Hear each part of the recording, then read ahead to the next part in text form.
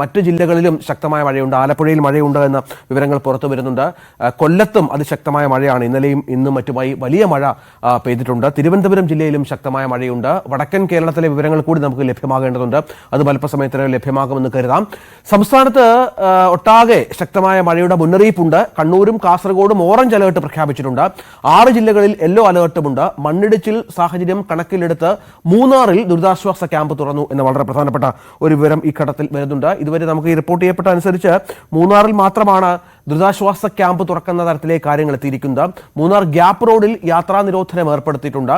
മണ്ണിടിച്ചിലിൽ ഒരാൾ കൊല്ലപ്പെട്ട സാഹചര്യം കൂടി കണക്കിലെടുത്താണ് നിരോധനം ഏർപ്പെടുത്തുകയെന്ന് മനസ്സിലാകുന്നു. മഴയും ശക്തമായ കാറ്റും തുടരുന്ന സാഹചര്യത്തിൽ നേരത്തെ പറഞ്ഞതുപോലെ അവധികൾ പ്രഖ്യാപിക്കാനുള്ള സാഹചര്യം കൂടിയുണ്ട്. പ്രിൻസ് ജെയിംസ് ഉണ്ട്. പ്രിൻസ്, മൂന്നാറിലെ സാഹചര്യം ഈ മഴയുമായി ബന്ധപ്പെട്ട സങ്കീർണമാണ് എന്ന് മനസ്സിലാകുന്നു. ഇടുക്കിയിൽ ഒട്ടാകെ ശക്തമായ മഴയുണ്ടോ? തീർച്ചയായും ഹൈറേഞ്ചിൽ പ്രത്യേകിച്ചും കനത്ത മഴ 2 ദിവസമായി പെയ്യുകയാണ്. ഇന്നും ശക്തമായ മഴ തുടരുന്ന ഒരു സാഹചര്യമുണ്ട്. ഇന്നലെ വൈകുന്നേരത്തോടെയാണ് മൂന്നാർ MG കോളനിയിൽ മണ്ണിടിച്ചിലുണ്ടാകുകയും ഒരാൾ മരണപ്പെടുന്ന ഒരു സാഹചര്യം ഉണ്ടാകുകയും ചെയ്തത്. ഈ കോളനി നിവാസികളായ ആളുകളെ ഇവിടെ നിന്ന് മാറ്റിപ്പാർപ്പിച്ച് മൂന്നാർ CSI ദേവാലയത്തോട് ചേർത്തുള്ള ഹാളിലൊരുക്കിയിരിക്കുന്ന ദുരിതാശ്വാസ ക്യാമ്പിലേക്ക് മാറ്റി. അപ്പം ഇവിടെ ഗതാഗത നിർദ്ദേശവും ജാഗ്രതയും ഒക്കെ തുടരുകയാണ്. കനത്ത മഴ പെയ്യുന്ന ഒരു സാഹചര്യം മൂന്നാറിലും സമീപ മേഖലകളിലും എല്ലാം ഉണ്ട്. അതുകൊണ്ട് തന്നെ മണ്ണിടിച്ചിൽ സാഹചര്യവും മരങ്ങൾ ഒടിഞ്ഞു വീഴാനുള്ള സാധ്യതകളും ഒക്കെ ഉണ്ട്. ഏറ്റവും അധികം ദുരിതങ്ങൾ സംഭവിച്ചിട്ടുള്ള ഗ്യാപ്പ് റോഡിലെ യാത്രാ നിരോധനം ഏർപ്പെടുത്തിയിട്ടുണ്ട്. കഴിഞ്ഞ വർഷങ്ങളിലൊക്കെ പലതവണ മൂന്നാറിലെ ഗ്യാപ്പ് റോഡിൽ മണ്ണിടിച്ചിലുണ്ടാവുകയും അപകടങ്ങൾ സംഭവിക്കുകയും ചെയ്തിട്ടുണ്ട്. അതുകൊണ്ട് തന്നെയാണ് ഒരു മുൻകരുതൽ എന്ന നിലയ്ക്ക് ഗ്യാപ്പ് റോഡിലെ യാത്രാ നിരോധനം ഏർപ്പെടുത്തിയിരിക്കുന്നത്. അതോടൊപ്പം തന്നെ ദേവികുളം താലൂക്കിലെ എല്ലാ വിദ്യാഭ്യാസ സ്ഥാപനങ്ങൾക്കും ഇന്ന് അവധി പ്രഖ്യാപിച്ചിട്ടുണ്ട്. ഒപ്പം ഈ ഹൈറേഞ്ചിൽ തമിഴ്നാട് അതിർത്തിയോട് ചേർന്ന് കിടക്കുന്ന പ്രദേശങ്ങളിലൊക്കെ ശക്തമായ മഴ തുടരുന്നു. അതുകൊണ്ട് തന്നെ മരങ്ങൾ ഒടിഞ്ഞു വീഴാനും മണ്ണിടിച്ചിൽ സാധ്യതയും ഒക്കെ നിലവിലുണ്ട്. കല്ലാർകുട്ടി പാമ്പള അണക്കെട്ടുകൾ തുറക്കും.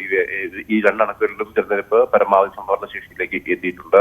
അപ്പോൾ ചെറുകിട അണക്കെട്ടുകളായ കല്ലാറ്, ഇരട്ടയാർ, പൊന്മുടി തുടങ്ങിയ അണക്കെട്ടുകളിലും ജലനിരപ്പ് ഉയരുകയാണ്. നദികൾ നീരൊഴുക്ക് വർദ്ധിച്ചു. അപ്പോൾ ഇടുക്കിയും മുല്ലപ്പെരിയാറും അടക്കമുള്ള പ്രധാന അണക്കെട്ടുകളിലേക്കും നീരൊഴുക്ക് വർദ്ധിച്ചിട്ട് 3 ദിവസങ്ങളിലായി ശക്തമായ മഴയാണ് ഹൈറേഞ്ചിൽ പെയ്യുന്നത്. അതുകൊണ്ട് തന്നെ കനത്ത ജാഗ്രതയിലാണ് ജില്ലാ ഭരണകൂടം.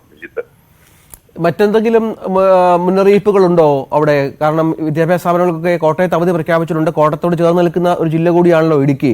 ഈ ഇടുക്കിയിലെ സാഹചര്യം കൂടി പരിഗണിച്ചാണ് കോട്ടയത്ത് അവധി ഉണ്ടായിട്ടുള്ളതെന്ന് ശ്രീജിത്ത് റിപ്പോർട്ട് ചെയ്തിരുന്നു. മറ്റെന്തെങ്കിലും ജാഗ്രതകൾ പ്രഖ്യാപിച്ചിട്ടുണ്ടോ പ്രിൻസ്? രഞ്ജിത്ത്, നിലവിൽ ദേവികുളം താലൂക്കിലെ എല്ലാ വിദ്യാഭ്യാസ സ്ഥാപനങ്ങൾക്കും തന്നെ അവധി പ്രഖ്യാപിച്ചിരുന്നു. മറ്റ് താലൂക്കുകളെ കുറിച്ചുള്ള വ്യക്തത വരുത്തിയിട്ടില്ല. അപ്പം മറ്റ് സുരക്ഷാ മുൻകരുതലുകൾ സ്വീകരിക്കണമെന്ന നിർദ്ദേശം നൽകിയിട്ടുണ്ട്. പ്രത്യേകിച്ചും മണ്ണെടുപ്പ്, ഖനന പ്രവർത്തനങ്ങൾ തുടങ്ങിയവയെല്ലാം നിരോധിച്ചിട്ടുണ്ട്.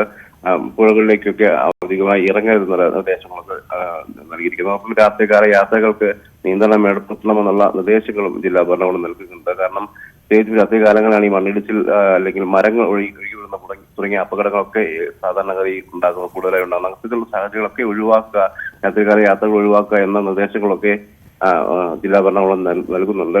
ഇന്നലെയും വിവിധ മേഖലകളിൽ മരങ്ങൾ ഒടിഞ്ഞു വീണിരുന്നു. പ്രത്യേകിച്ച് പൊളിമലാക്കി സമീപം, കുളമാവിന് സമീപമൊക്കെ മരങ്ങൾ ഒടിഞ്ഞു വീണ മണിക്കൂറുകളോളം ഗതാഗതം തടസ്സപ്പെടുന്ന ഒരു സാഹചര്യം ഉണ്ടായിരുന്നു. അത്തരം കണക്കിലെടുത്തുകൊണ്ടുള്ള യാത്ര നിരോധനങ്ങളും മുൻകരുതലുകളും ഒക്കെ സ്വീകരിക്കണമെന്ന് ജില്ലാ ഭരണകൂടം പറയുന്നുണ്ട്. ഏതായാലും കോട്ടയത്തും ഇടുക്കിയിലും അതിശക്തമായ മഴയുണ്ട്. വടക്കൻ ജില്ലകളിൽ ചില സ്ഥലങ്ങളിൽ ഓറഞ്ച് അലേർട്ട് അടക്കം പ്രഖ്യാപിച്ച പശ്ചാത്തലമുണ്ട്. ഇടുക്കിയിൽ കനത്ത മഴ തുടരുകയാണ്. മണ്ണിടിച്ചിൽ സാധ്യതയുള്ളതിനാൽ മൂന്നാർ കോളനിയിലെ കുടുംബങ്ങളെ താൽക്കാലിക ക്യാമ്പിലേക്ക് മാറ്റിയിട്ടുണ്ട്. പഴയ മൂന്നാർ CSI പള്ളി ഹാളിലാണ് താൽക്കാലിക ക്യാമ്പ് തുറന്നിരിക്കുന്നത്. ദൃശ്യങ്ങളാണ് ഇപ്പോൾ കാണുന്നത്. Devikulam sub collector VM Jayakrishnan CSI ഹാളിലെ ക്യാമ്പിലെത്തി ഈ ക്യാമ്പ് നിവാസികളുമായി സംസാരിച്ചിട്ടുണ്ട്. ഒപ്പം കുടുംബങ്ങളും ഉദ്യോഗസ്ഥരും പൊതുപ്രവർത്തകരുമായും സബ് കളക്ടർ ചർച്ച നടത്തി. ഇങ്ങനെ മുൻകരുതലുകൾ ജില്ലാ ഭരണകൂടം ഇതിനകം തന്നെ സ്വീകരിച്ച സാഹചര്യം ചേർത്ത് വായിക്കണം. കാരണം ശക്തമായ ഒരു മഴക്കാലത്തിലേക്ക് കേരളം വീണ്ടും എത്തുന്നു എന്ന് വേണം. കാരണം വേനൽ മഴയിലായിരുന്നു അതിശക്തമായി കേരളത്തിൽ മഴ പെയ്തത്. നമുക്കറിയാം മെയ് മാസത്തിലൊക്കെ വേനൽ മഴ എന്ന് അതിനൊക്കെ അപ്പുറമുള്ള വലിയ മഴയ്ക്ക് സാഹചര്യം കേരളത്തിൽ ഉയർന്നിരുന്നു. അതിനുശേഷം ഈ ജൂൺ മാസത്തിൽ കാര്യമായ മഴ സംഭവിച്ചിരുന്നില്ല. തുടക്കത്തിൽ അല്പം മഴ പെയ്തുവെങ്കിൽ പോലും പിന്നീട് ഒരു വലിയ ഗ്യാപ്പ് ഈ മഴയിലുണ്ടായിരുന്നു. ഇപ്പോൾ വീണ്ടും മഴ ശക്തിപ്പെടുന്നതിൻ്റെ ലക്ഷണങ്ങൾ കൂടി കാണുന്നു എന്നത് ശ്രദ്ധയോടെ നിരീക്ഷിക്കേണ്ട ഒരു കാര്യമാണ്. സ്കൂളുകൾ കോളേജുകളൊക്കെ സജീവമായ സമയം കൂടിയാണ്. അപ്പോൾ സ്വാഭാവികമായും ജാഗ്രത വേണം, മുൻകരുതൽ വേണം. മഴക്കാല മുന്നൊരുക്കങ്ങളൊക്കെ ഇതുമായി ബന്ധപ്പെട്ട് ഇതിനകം കുറേയൊക്കെ പൂർത്തിയായിട്ടുണ്ട്. പക്ഷേ അപ്പോഴും പൂർത്തിയാകാനുള്ള ഒരുപാട് സാഹചര്യങ്ങളുണ്ട്. അതുകൂടി ചേർത്ത് വെക്കുമ്പോൾ മഴയിൽ കനത്ത ജാഗ്രത പൊതുവെ ജനങ്ങൾ പാലിക്കണം എന്നുള്ളതാണ് ബന്ധപ്പെട്ടവർ നൽകുന്ന മുന്നറിയിപ്പ്. കോതമംഗലത്ത് കനത്ത മഴയെ തുടർന്ന് കോതമംഗലം ഇലവും പറമ്പിൽ മണ്ണിടിഞ്ഞു വീണ് ഗതാഗതം തടസ്സപ്പെട്ടു.